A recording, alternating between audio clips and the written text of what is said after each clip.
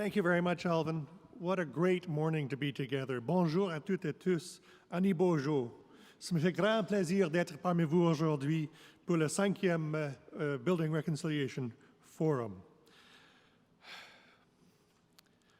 I want to begin first by saluting all public office holders who are here this morning and all those seeking public office. Thank you for stepping forward to provide leadership. I also want to acknowledge with respect that we're in Robinson Huron territory and that the land on which we are gathered is the traditional territory of the Anishinaabe, home of the Garden River First Nation, Botswana First Nation, and the Métis community. And also to acknowledge that this area is historically known as Bawating. For about 10 years now, Universities Canada has been offering the land acknowledgements at every meeting at every part of the country we visit.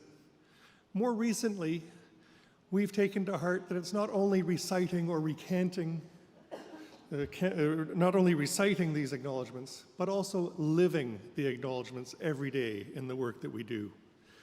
Thank you to Asma, thank you to Della, thank you to all of the hosts who have welcomed us so well this morning. Thank you, Shirley, as Chancellor of this university. This is a tremendous gathering. As I was standing by the door and people were arriving, I said, oh, it was good to see you, we met in Fredericton. Oh, it was good to see you, we met in Yellowknife. Oh, it was good to see you, we met in Yukon. Oh, we met on the island last year at the Building Reconciliation Forum. What a great opportunity to come together across this vast territory to reflect, to learn, and to grow together. I also want to especially welcome today special guests from Australia. We're delighted to have with us today Pro-Vice Chancellor Bronwyn Fredericks from the University of Queensland and her colleague Nell Angus, Project Manager of the Indigenous Engagement Initiatives, who are joining us at this year's forum in order to inform their own reconciliation work at the University of Queensland. Welcome.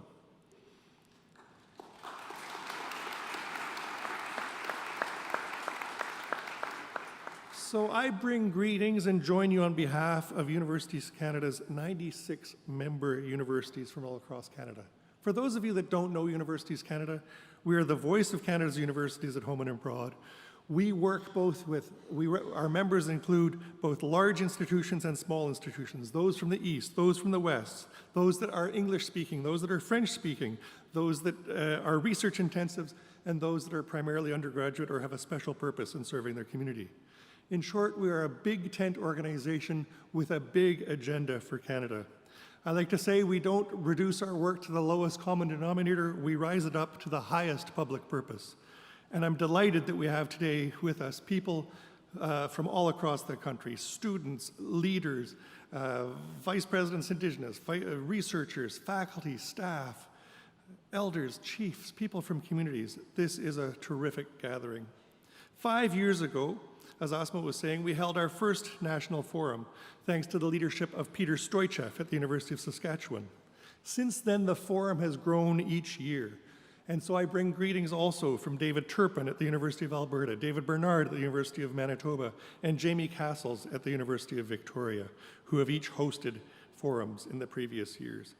Each time we gather, it enriches our understanding of the complex challenges of the reconciliation journey and the role that universities can play in our own institutions, in our communities, and across the country, and especially how local context matters. Our learnings and discussions on Vancouver Island were very different from those in Winnipeg and Saskatoon or in Edmonton. Similarly, the discussions going on right now, right here in Sault Ste. Marie, are enriching and enlivening our understanding of these issues. Each forum is unique. And this year, for the first time, it is co-hosted by 5 institutions from across Canada, each with their own distinctive approach to building reconciliation in their communities. So I want to congratulate and thank Algoma University, Shingwak Kunamagagig, Cape Breton University, Nipissing University, and the University of Northern British Columbia for your hard work over the last year in preparing this event. Across time zones, across a continent, a terrific program has been put together. The forum is about convening, it's about listening, it's about learning, and it's about acting. We all know that Senator Murray Sinclair's powerful statement that education is what got us into this mess, and education is what will get us out. University leaders have an essential role to play in this journey, and they have not shied away from the challenge, daunting and difficult though it can be at times. Canada's universities have made a deep and long-lasting commitment to move reconciliation forward with the recognition that much of the heavy lifting remains ahead of us. In 2015, Universities Canada embraced a set of 13 Indigenous principles that have guided our work. And over that time, we have seen real action. Ozma was talking about the range of messages and the range of approaches that members are taking to these issues across the country.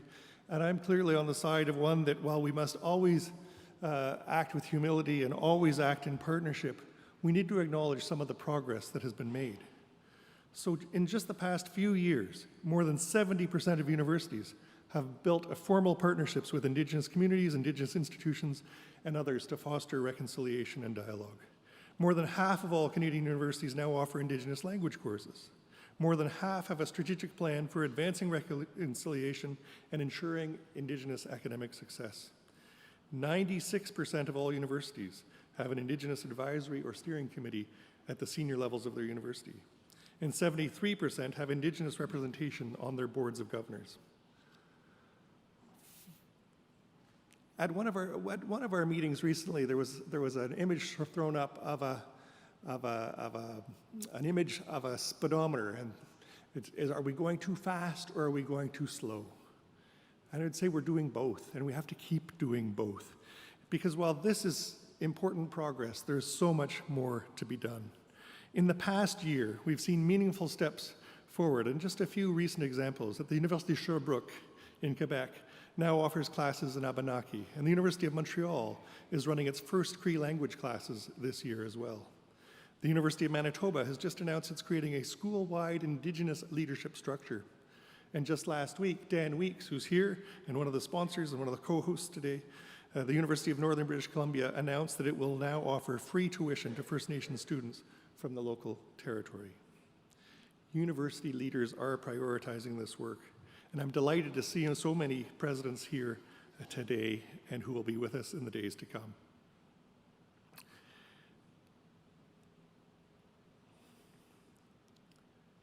So here my notes say, insert personal reflection about yesterday. I'm Paul Davidson. I grew up in downtown Toronto, attended what was thought to be a progressive multicultural school. In grade 5, our textbooks showed us the sketches of C.W. Jeffreys. They may be familiar to you. They're the pictures of the civilizing Europeans coming to meet the passive First Nations people. That was my first contact with this subject. In high school, in studying American history in Toronto, we were taught that Canada was much more benevolent than the United States because we didn't exterminate Native people. That was my experience at high school. By the time I graduated from university and started a career internationally, in the official briefing notes of the Government of Canada was the message that Canada can be proud of our international relationships and that our international partners in Africa, Asia, and Latin America particularly like working with us because we have no colonial history. Sad to say that that was in the briefing note until just a few years ago. We're all on a journey of learning. Some of it starts with unlearning. And let me be the first to acknowledge that the unlearning can be hard, and that we will stumble, and that we will trip over language, and we will misplace names and locations, but our commitment remains deep. And it was deepened still further yesterday. What a powerful day.